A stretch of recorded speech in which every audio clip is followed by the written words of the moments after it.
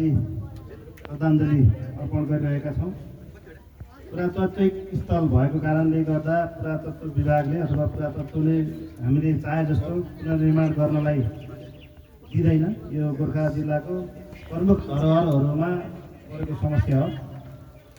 म अनुरोध गर्छु गाउँपालिका अध्यक्षज्यू लगायत हाम्रो भीमसेन थापा बोर्लाङ प्रतिष्ठानका अध्यक्षज्यू लगायत सबै यसमा संरक्षण र निर्माणमा लागिरहनु भएका सबै महानुभावहरूलाई यो उदाहरण हुनसक्छ। भक्तपुर नगरपालिकाको नगर प्रमुखसँग यहाँहरूले भेटेर सुझाव सल्लाह गर्नुभयो भने राम्रो सुझाव दिनुहुन्छ जस्तो लाग्छ मलाई।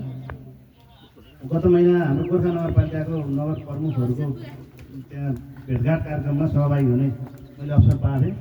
उहाँको कुरा चाहिँ सुन्दाखेरि चाहिँ गर्न सकिन्छ भन्ने एउटा ऊर्जा उहाँले दिनुभयो।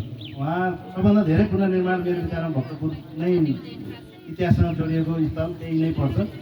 ऐतिहासिक स्थलहरू धेरै छन् तर उहाँहरूले सबै बनाउनु भएको। पुरातत्व विभागसँग उहाँहरूले न्यु खोजेरै तिमीले नगरी भए हामी गर्छौँ, हामीले गरेको काहीँ मिस्टेक भेट्यो भने अनि समात भनेर भन्ने शैलीमा जबरजस्ती काम गरेर भक्तपुरलाई भक्तपुर ऐतिहासिक भक्तपुर बनाउन हामी सफल भयौँ भन्ने उदाहरण त्यहाँ हामीले सुन्यौँ।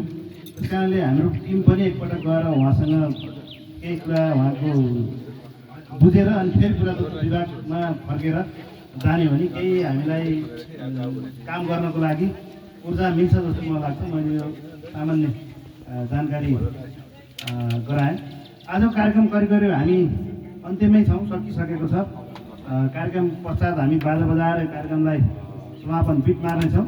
त्योभन्दा पहिला उपस्थित प्रमुख अतिथिज्यूहरू लगायत सबै महानुभावहरूलाई धन्यवाद सहित आजको यो प्रवचन कार्यक्रम र विशेष गरेर राष्ट्रिय विभूति मुक्तियार अथवा प्रथम प्रधानमन्त्री भीमसेन थापा प्रति श्रद्धाञ्जली अर्पण गर्दै यो उहाँको श्रद्धाञ्जलीको लागि आयोजना गरिएको यो विशेष समारोहलाई समेत समापन गरिदिनु हुनको लागि आजका यस कार्यक्रमका अध्यक्ष भीमसेन थापा बोर्लाङ प्रतिष्ठानका अध्यक्ष राजु थापाज्यूलाई म हार्दिक अनुरोध गर्दछु।